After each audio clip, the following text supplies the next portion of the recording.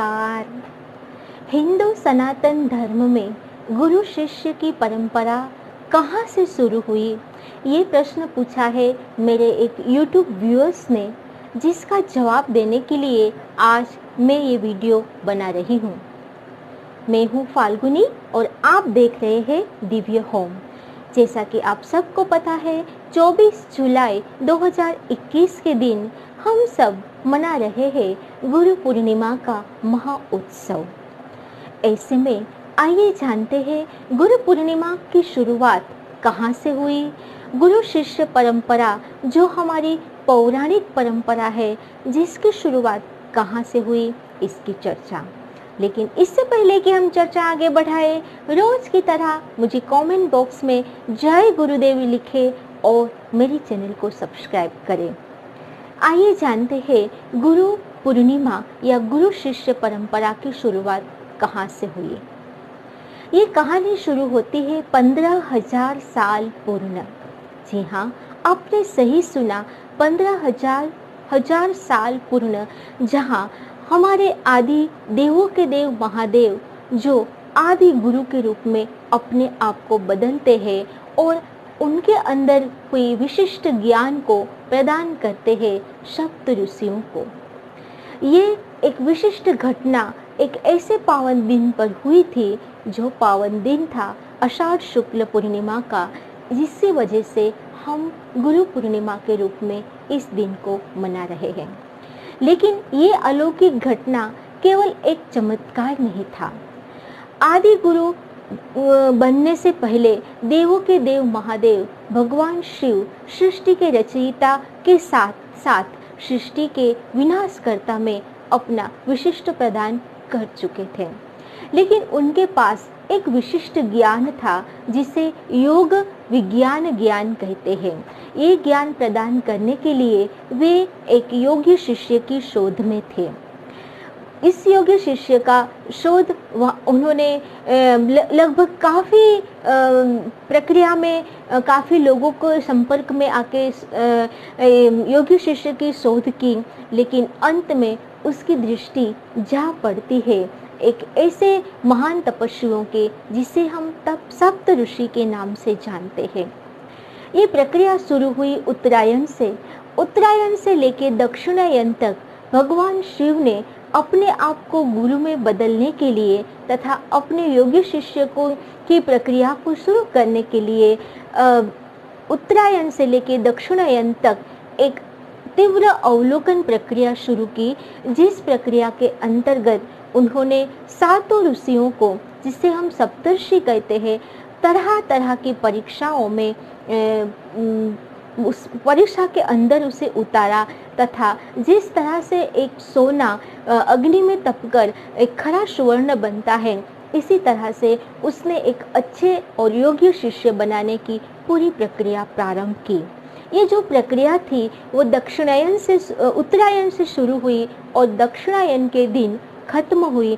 यानी कि जब सूर्य का दक्षिण दिशा में गोचर होता है, तब ये प्रक्रिया खत्म होती है और सूर्य संक्रांति के बाद जो आषाढ़ शुक्ल पक्ष की पूर्णिमा आई, उस दिन भगवान शंकर खुद दक्षिण दिशा की ओर मुंह करके अपने आप को आदि योगी या आदि गुरु के रूप में बदलते हैं और उनके अंदर जो विशिष्ट ज्ञान था वो सप्तर्षि को देते हैं। ये जो अलौकिक घटना थी वो समस्त ब्रह्मांड में एक अलौकिक परिवर्तन लाने वाली घटना थी। अतः ये घटना घटित हुई एक पावन दिन पर, जो पवित्र दिन था आषाढ़ शुक्ल पूर्णिमा, जिसे हम गुरु पूर्णिमा के रूप में जानते हैं। लेकिन ये चमत्कार, ये घटना कोई अचानक नहीं हुई। भगवान शिव ने अपने विशिष्ट ज्ञान को प्रदान करने के लिए, अपने योग्य शिष्य की शोध करने के लिए काफ़ी मेहनत करनी पड़ी और तब जाके उन्हें सप्तर्षि के रूप में योग्य शिष्य प्राप्त हुए। जब माता पार्वती ने भगवान शंकर को पूछा कि सप्तर्षि जो अपने आप में योग्यता से भी पूर्ण है, तब आपने ऐसे सप्तर्षियों की परीक्षा लेने की क्यों सोची और आपको उसमें योग्य शिष्य का दर्शन जल्दी से क्यों नहीं हुआ। तब भगवान शंकर ने बताया कि एक योग्य गुरु को योग्य शिष्य की तलाश हमेशा रहती है और ये तलाश तभी पूर्ण होती है जब गुरु खुद योग्य शिष्य को अपने शिष्य को उसके ज्ञान के योग्य बनाता है। माता पार्वती और भगवान शंकर का जो ये संवाद है, उसी संवाद को हम गुरु गीता के नाम से जानते हैं, जो आज भी स्कंद पुराण में एक अध्याय के रूप में उपलब्ध है, जिसके 352 श्लोक है। ये 352 श्लोक में भगवान शंकर माता पार्वती को योग्य गुरु की पहचान, योग्य शिष्य की पहचान तथा शिष्य का व्यवहार, अनुशासन तथा शिष्य की तैयारी क्या होती है और गुरु कितने प्रकार के होते हैं आदि की चर्चा करते हैं, जिसे हम गुरु गीता के नाम से जानते हैं। गुरु गीता के अनुसार भगवान शंकर ने माता पार्वती को लगभग भांति भांति के गुरु बताए, जैसे सूचक गुरु, वाचक गुरु, बोधक गुरु, निषिद्ध गुरु, विहित गुरु, कारणार्य गुरु और अंत में परम गुरु।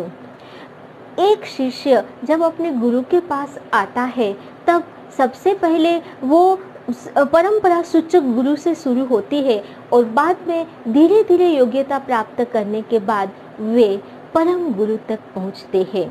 हालांकि परम गुरु यानी देवों के देव महादेव आज भी सृष्टि के प्रथम गुरु के रूप में माने जाते हैं। अतः ये जो घटना थी, सुंदर अलौकिक घटना, गुरु और शिष्य का जो मेल था, वो आषाढ़ शुक्ल पक्ष की पूर्णिमा के दिन हुआ था, इसीलिए उसे गुरु पूर्णिमा के नाम से जाना जाता है। स्कंद पुराण के साथ साथ विष्णु पुराण में जब हम आगे देखते हैं तो इसी शुभ दिन पर वेद व्यास जी का जन्म हुआ था, अतः इसे व्यास पूर्णिमा के रूप में जानते हैं। व्यास जो पांडवों और कौरवों के गुरु भी थे और उन्होंने द्रोणाचार्य के बाद ये उनके आध्यात्मिक गुरु थे और उन्होंने 18 पुराण, 6 शास्त्रों का निर्माण किया और गीता जी जैसे महान ग्रंथ जो श्री कृष्ण की वाणी से निकला और वैसे ही त्वरित उन्होंने अपने कलमों से लिख के साधारण मनुष्य के लिए सुलभ बनाया। इसके उपरांत वेद व्यास जी ने चारों वेदों को जो अस्खलित वाचा थी, जो प्रवाह था अस्खलित, उसको भी सामान्य आदमी के लिए सुलभ बनाया, अतः वो वेद के भी ज्ञाता माने जाते हैं।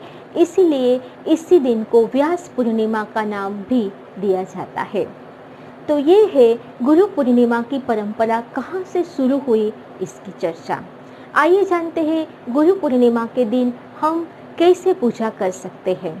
सबसे पहले तो ब्रह्म मुहूर्त में उठ के हम अपने आप को पवित्र करें और स्नानादि कार्य के बाद एक सुंदर चौकी पर सफ़ेद वस्त्र बिछा के आपके जो परम गुरु है, जिससे आपने दीक्षा धारण की है, उस गुरु की प्रतिमा या फोटो को आप उस सफ़ेद वस्त्र हुए चौकी पर रखें और विधि विधान से उसकी पूजा करें।